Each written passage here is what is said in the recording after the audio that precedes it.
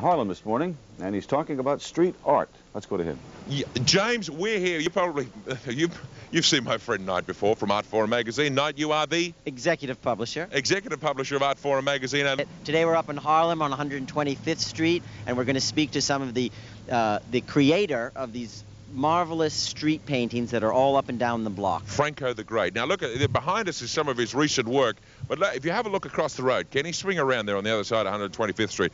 Look, isn't that, what does that do for you? How do you relate to that as art?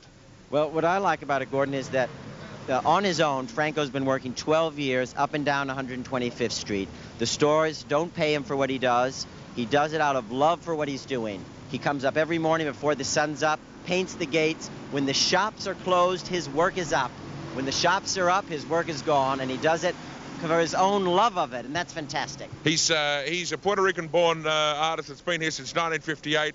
He was originally, as a child, unable to speak and decided to develop his talents in art and magic in order to impress those who thought he was a dummy. Sounds like my life. It does, exactly, Gordon. Okay. Exactly. Now, this was his first gate he ever painted, was the Teresa, 12 years ago. He started here, and he's repainted it 4 times, and this is now its 4th incarnation. And one of the things that I think is interesting to notice, Gordon, up here, is that his work is not graffitied over at all. That when the owner of the Teresa first came to him and asked him to do a gate, he did it because there was graffiti on the other gates, and he thought, well, I'd like something nice on my gate. And the neighborhood really appreciates the work and loves it and doesn't graffiti it. The work is really enjoyed by the neighborhood, and you can look around and you can see there's graffiti on the sides of buildings, but not on the paintings themselves. They really, all the people in the neighborhood seem to really appreciate the work. People come out on Sunday and photograph work, photograph their family in front of the different scenes, and I think it's great. All right, we're going to be stopping passers-by, asking them to contribute, and we'll be meeting Franco the Great and Elliott down here at 125th Street, and the theme for this morning is beauty wherever you may find it. And Franco the Great mural artist is being examined by the great executive publisher of Art Forum magazine on these beautiful murals. More coming up on Good Day New York. James, we are here finding beauty wherever it may be with Knight Landesman, executive publisher of Art Forum magazine, and Franco the Great, the mural artist known throughout the world. As you can see, there's some of the places he's been, and his art is currently exposed: Panama, Brazil, Canada, Japan, Germany, Norway, but more importantly, Gordon, in each country that's on his jacket, he was invited to come by people who've seen his work here. Okay. The thing to know about Franco is that he's in all the tour books, so when people come to New York, they come up on Sunday, the streets are full with people who come to see the murals. So each place he's been invited to come to Italy, and he's done work there, or France, or well, let's Denmark. walk around, let's look around and see the mural. This is one of your first... Yes, this was done about 11 years ago. This is our big New York in the 50s. Really? This is actually Times Square. Well, let's move along to the next one. What's it? We're saying that you are part of the tour stops of Harlem. People come from all over the world and meet you every weekend when you're here. Yes. What's this one? Yeah, this one is a country scene in contrast with the city. Yes. And if you see, everything begins in a country. That there were country before cities. So this is it. This is Harlem. A bit of fresh air for the neighborhood, Gordon. Right. Harlem is a retrospect. What do you think of Franco? I love Franco. I'm out here every Sunday morning. All the tour buses come from all over Europe. It's a long way to drive. Germany, everybody, and they all take pictures with him. They buy all his sweatshirts, his postcards. His art is gorgeous. People come up from all over the world to see it. Now come along. Your public is mobbing you now. Okay, explain this next one. Explain this next one, Franco. What's this next one? Hang on, please. You're interrupting the beauty. Okay. Yes. This one is a tribute to all the famous black ladies that contribute a lot to the United States.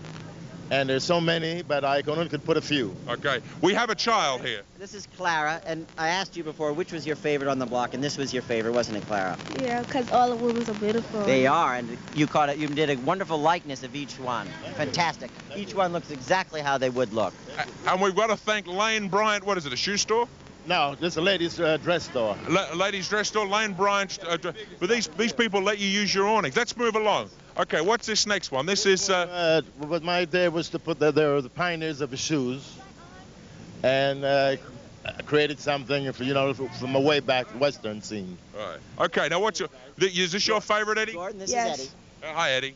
What do you like best about this one? Because there's a lot of wildness and excitement in it. Fantastic. The Wild West.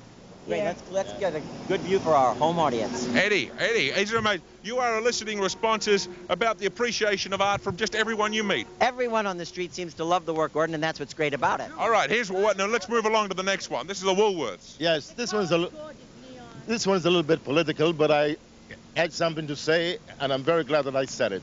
And it says liberty, progress, justice for my people. Well, in the great tradition of the Medicis of the Renaissance, who've been patrons to Leonardo da Vinci and you know, Raphael, we have the manager of the Woolworths of Harlem, who was in that great line. You have patronized the art of the Franco. Thank you. And why would you allow someone like that to paint the store? What is it you want, or what you thought he was saying? But basically, I believe for the cultural part of it, that the people will see what we feel within and get a chance to see how we feel, how we think about Harlem, and how we think about ourselves. And the community you want to project. And the community we want to project, yes. We've got a 1-minute piece here. We've got some music and your work, which covers right 120. It's called Franco Boulevard, isn't it? All the work you've done. Have a look at this. This will give you a more comprehensive look of Frank.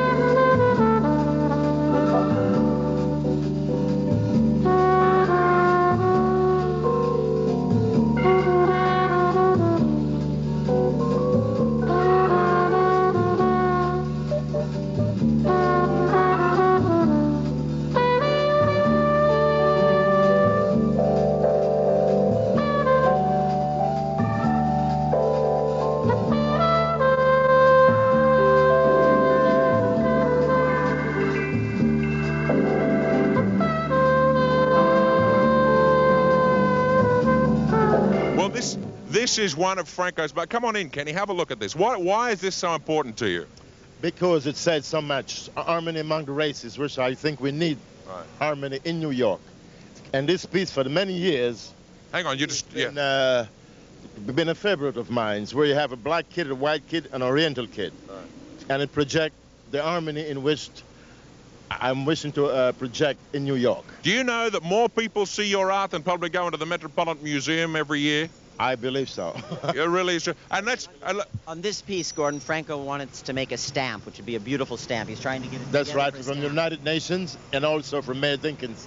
I wish if he could consider this as a poster to represent New York. And the most amazing thing, as we pointed out earlier on here, is for all the graffiti all over Harlem and all over New York, none of these paintings on 125th Street have been marked in any way whatsoever. It shows you the respect. Let's open the door. Let's show them what's behind. Let's have the... Gordon, as Franco likes to say, when their businesses are down, his work is up. And then when their business opens, his work has to go away. And this morning, they're opening up. Well, here it is. We're opening. Franco, it's been wonderful. And for many years, I've come by here and I wanted to see the man who put this beauty together and who's given New York so much. Congratulations. Thank you. You're Franken poison. Yes, Franco, the passion beast of 100... Oh, we'll talk about the girls later. The man who has given more beauty to this city than probably the Arts Board combined.